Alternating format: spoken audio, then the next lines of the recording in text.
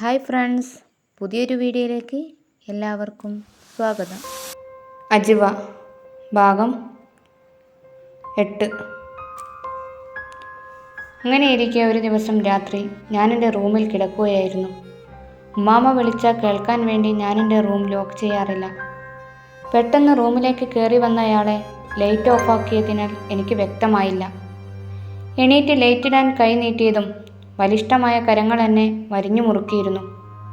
കുതറി ഒച്ച വെച്ചെങ്കിലും അയാൾ എൻ്റെ വായ മൂടിയിരുന്നു. എന്തു ചെയ്യണമെന്നറിയാതെ വിറച്ചു നിൽക്കുമ്പോഴാണ് കുഞ്ഞോളെ വിളി കേൾക്കുന്നത്. അൽഹംദുലില്ലാഹ്, എൻ്റെ കുഞ്ഞോൾ എന്നെ വീണ്ടും രക്ഷിച്ചിരിക്കുന്നു. നെസി, നീ എന്തിനാ ഒച്ച വെച്ചത്? അവൾ മുറിയിൽ കയറി ലൈറ്റിടുമ്പോഴത്തേക്കും അയാൾ എന്നെ വിട്ട് വാതിലിന് മറവിൽ ഒളിച്ചിരുന്നു. ഉമ്മാമ നിന്നെ വിളിക്കുന്നുണ്ട്. നിന്നോട് അവിടെ പോയി കിടക്കാൻ പറഞ്ഞു. എന്താ നീ വല്ലാതിരിക്കുന്നത്? എന്തെങ്കിലും പ്രശ്നമുണ്ടോ? ഇല്ല, ഒന്നുമില്ല. തിരിഞ്ഞുപോലും നോക്കാതെ ഞാൻ ഉമ്മാമാൻ്റെ റൂം ലക്ഷ്യമാക്കിയ ഒരോട്ടമായിരുന്നു. ഓരോ ദിവസം കഴിയുന്തോറും കല്യാണത്തിനുള്ള ഒരുക്കങ്ങൾ നടന്നുകൊണ്ടിരിക്കുകയായിരുന്നു. പക്ഷേ എന്തോ എങ്ങനെയെങ്കിലും അവിടെ നിന്ന് എങ്ങോട്ടെങ്കിലും പോകണം, അതായിരുന്നു എൻ്റെ മനസ്സ്. കാരണം മറ്റൊന്നുമല്ല, എന്തിനോ വേണ്ടി എന്നെ ഉപയോഗിക്കുന്നു എന്നൊരു തോന്നൽ. കുഞ്ഞോളെപ്പോലെ സ്നേഹമുള്ള ഒരാളായിരിക്കും എന്നായിരുന്നു എൻ്റെ തോന്നൽ. പക്ഷേ അതെല്ലാം തകിടം മറിച്ചു. ഒരിക്കൽ പോലും എന്നോട് സ്നേഹത്തിൽ പെരുമാറിയിട്ടില്ല. പക്ഷേ കുഞ്ഞോളെ മുന്നിൽ അവർ തകർത്തഭിനയിച്ചു. അവരെന്ന് പറഞ്ഞാൽ മറ്റാരുമല്ല, അമ്മായിയും കൂടെ അവളെ ഇക്കാക്കയും. പക്ഷെ ഉമ്മാമ വല്ലാത്ത സങ്കടത്തിലായിരുന്നു. നീ പോയി രക്ഷപ്പെട്ടോ എന്നൊക്കെയാണ് എന്നോട് പറഞ്ഞുകൊണ്ടിരുന്നത്.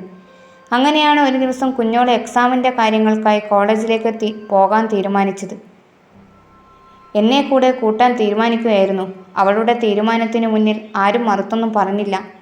2-3 ദിവസം കഴിഞ്ഞേ വരുള്ളൂ, അതുവരെ ഹോസ്റ്റലിൽ നിൽക്കുമെന്ന് പറഞ്ഞു.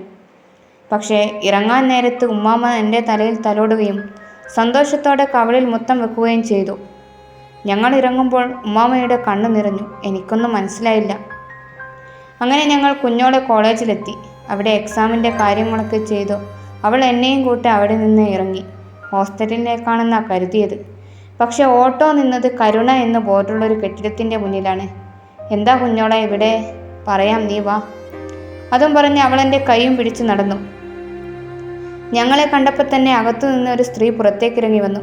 ആ സൈറ, വരൂ, ഞാൻ കാത്തിരിക്കുകയായിരുന്നു. ഇതാണ് മാഡം, ഞാൻ പറഞ്ഞ ആള്. നസീഹ അല്ലേ? അകത്തേക്ക് കയറി വരൂ. അവരെ ചോദ്യത്തിന് തലയാട്ടിക്കൊണ്ട് ഞാൻ അവരുടെ പിറകിൽ നടന്നു. പിന്നെ ഞാനെല്ലാം പറഞ്ഞിട്ടില്ലേ, അതുപോലെ ചെയ്യണം. പിന്നെ ഇവളോടൊന്നും പറഞ്ഞിട്ടില്ല. സൈറ പേടിക്കണ്ട, ഇവിടെ ഒരു കുഴപ്പവും ഉണ്ടാവില്ല. നസി, ഞാൻ പറയുന്നത് നീ ശ്രദ്ധിച്ച് കേൾക്കണം. എപ്പോഴും തമാശകൾ മാത്രം പറയുന്ന കുഞ്ഞോളുടെ മുഖത്ത് ഗൗരവം നിറഞ്ഞു നിൽക്കുന്നത് കണ്ടപ്പോൾ എനിക്ക് അത്ഭുതമാണ് തോന്നിയത്. എൻ്റെ നോട്ടം കണ്ടിട്ടാകണം അവൾ മൗനം ഭേദിച്ച് പറഞ്ഞു തുടങ്ങിയത്. നിന്നെ ഇവിടെ ആക്കാനാണ് ഞാൻ വന്നത്. പിന്നെ ആ കല്യാണം നടക്കില്ല. നിനക്കിഷ്ടമില്ലെന്ന് എനിക്കറിയാം. എന്നോട് ഉമ്മാമയാണ് നിന്നെ അവിടെ നിന്ന് മാറ്റാൻ പറഞ്ഞത്. എന്തിനാണെന്ന് ഇപ്പോൾ ചോദിക്കരുത്, അതിപ്പോൾ പറയാൻ കഴിയില്ല. സമയമാവുമ്പോൾ ഞാൻ എല്ലാം പറയും. അതുവരെ ഇവിടെ നിൽക്ക്. ഇവിടുത്തെ കാര്യങ്ങളൊക്കെ മാഡം പറഞ്ഞു തരും. പേടിക്കണ്ട, ഞാൻ ഇടയ്ക്ക് വിളിക്കും. നീ ഇവിടെയുള്ളത് മറ്റാരും അറിയരുത്. ഞാൻ വരും. ഞാൻ അവളെ കെട്ടിപ്പിടിച്ച് പൊട്ടിക്കരഞ്ഞു. പ്രതീക്ഷിക്കാത്ത എൻ്റെ പ്രവൃത്തിയിൽ അവളും ഒന്ന് പകച്ചുപോയി. പിന്നെ എന്നെ അടർത്തി മാറ്റിക്കൊണ്ട് അവൾ പറഞ്ഞു, എല്ലാം നിന്റെ നല്ലതിന് വേണ്ടിയാണ്, ക്ഷമിക്കുക, ഞാൻ വിളിക്കാം. നിറഞ്ഞു വന്ന കണ്ണുകൾ തുടച്ച് തിരിഞ്ഞു നോക്കാതെ അവൾ നടന്നകന്നു. തുടരും.